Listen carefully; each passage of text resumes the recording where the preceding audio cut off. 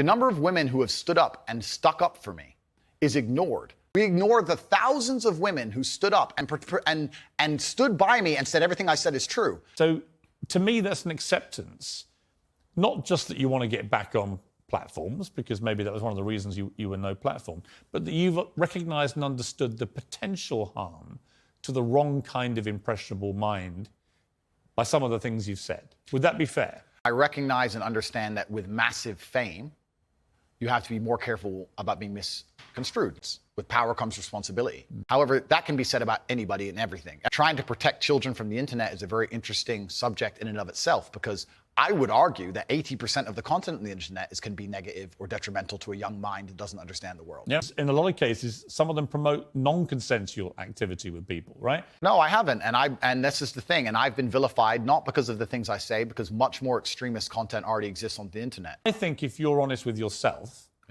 that you can see why people found a lot of the stuff you've said problematic and misogynist. And I think you've recognized you wouldn't express yourself in that way again, because you've understood that it's caused a lot of harm.